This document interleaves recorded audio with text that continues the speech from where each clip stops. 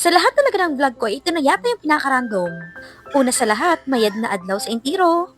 Umuwi kasi ngayon yung pamilya namin galing sa Iloilo. Para dito na din kasi mag-celebrate ng 61st birthday si Tito. Ay hindi ko nga malaman kung paano ko ba i-film to. Kasi halo-halo yung niluluto nila sa araw na to.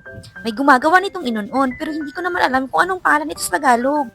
Basta ito yung maliliit na isda na nilalagay sa dahon ng saging, na may ingredients na luya at bawang. At pagkatapos, ilalagyan mo ng suka. Itong isda ay dilis yata ang tawag nito sa Tagalog. Hindi ko sure yun pero pwede nyo i-comment kung alam nyo. At eto pala yung tita ko na gumagawa ng inunon. Hindi ko nga ito linuluto sapagkat napakamatrabaho nito. Pero siguro as a person na gustong gumawa ng inunon ay ginawa nga niya. Para daw dalhin niya naman to dun sa kanila at ipasalubong niya sa mga kapitbahay niya. At ito naman nga si Tito, iniihaw tong pusit. At natatawa nga ako nung sinabi niya na simula na nung dumating siya dito sa bahay ay hindi nga siya makalis dyan sa lutuan. Dumating lang daw sila dito sa Bicol para magluto ng magluto. Sa isip-isip ko ngayon, mabuti naman para makapagpahinga naman ako ng pagluluto at sila naman ang gagawa ng lahat ng kakainin namin. O sabi ko sa inyo, napakamatrabaho niyang inuno ko na yan eh. Ito kasi yung part na matrabaho. Yung ibabalot mo yung isda dyan sa banana leaves. Paano ba naman kasi dumudusay-dusay ang isda dyan sa dahon? Dumudusay-dusay? Ano daw? Ay basta, ewan ko kung ano yung sa Tagalog. At ito nga si Ate Jess ay hinihiwa na tong pusit na kakainin namin ngayon. Ito pala yung pinsan ko na sabi ko na napakahilig sa tamban. Pero hindi ko na na-videohan yung pag-iihaw namin ng tamban at pagkain niya. Pero for sure, next year baka videohan ko yan habang nagmumukbang ng tamban. Kung pumayag! At eto nga si Tita Bibit ang tagal-tagal matapos sa pagbabalot ng isda na yan. Marami kasi yung ginawa niya kasi dadalhin niya sa kanila. Ipapatikim niya daw dun sa mga kapitbahay niya. Wala na daw kasing ganitong klaseng isda dun sa kanila. Kung meron man ay frozen na.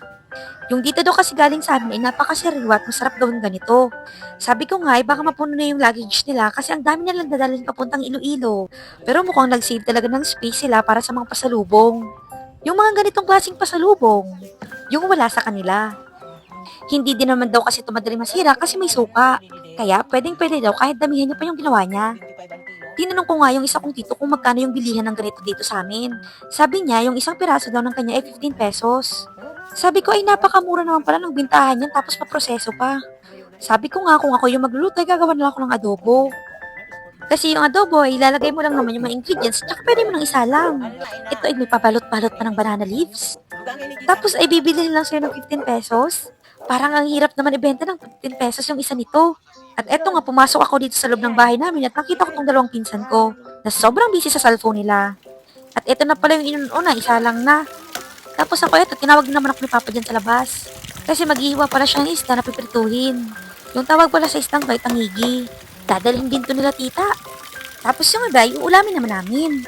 Sabi ko nga sa inyo, ay wala daw masyadong sariwang isda dun sa Iloilo. Doon sa mismong lugar nila. Kaya halos, dalhin nila lahat ng isda na meron kami dito. Yung mga isda pa man din, nabibihira lang talaga. Yung nilagay pala dyan ni Papay, asin at kalamansi. Tsaka nilagyan niya din niya ng patis para mas masarap yung klasa ng isda. Pwede nyo din gayahin yan kung piprito kayo ng isda. Na hindi lang asin yung pwede nyong ilagay. Lalo na pag may kalamansi para mabawasan yung lansa, ay naku, napakasarap talaga.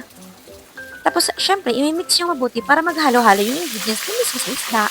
At eto na nga, inunat ng napakalang isda kasi sobrang taba nun eh. Eto pala yung kubo namin na hindi ko masyadong pinapakita kasi ang gulo. Hindi pa kasi namin napapaayos yun eh. Tsaka hindi pa namin tinatanggal yung mga takip kasi December pa. Which means maulan dito sa amin sa Bicol. Maaayos yun sigurado ako pag summer na. Maganda din naman kasi yung view dun banda sa may kubo namin. At eto nga pala may niluto pa si Papang isda. Hindi ko alam kung anong klaseng isda to, basta isa to sa mga malalaking isda. Yung mga katulad ng mga pinapakita ko sa inyo nung naunang video ko. At eto na nga si Tita Bibin, inaayos niya na yung mga pasalubong na dadali niya dun sa kanila. Kasi maya-maya lang ay aalis na sila. Tapos syempre, ihahatid namin sila papuntang highway. Sasakay na lang kasi sila ng bus papuntang airport. At sabi ko pa nga, i-check nilang mabuti kung may naiwan silang gamit. Ay okay lang din naman daw kasi babalik naman sila. Si Papa nga inaasar ko na baka gusto niya sumama papunta doon. Ang lapit lang din naman na kasi may direct flight na. Hindi katulad dati na pupunta muna ng Manila to Iloilo. Eh ngayon ay isahang flight na lang. Kaya talaga pwede na kami magpabalik-balik doon at sila din naman ay pwede magpabalik-balik dito sa amin. At eto na nga, konting oras lang naman kami naghintay doon sa highway at tumating na tong bus na sasakyan nila papuntang airport. See you ulit next year! Ingat!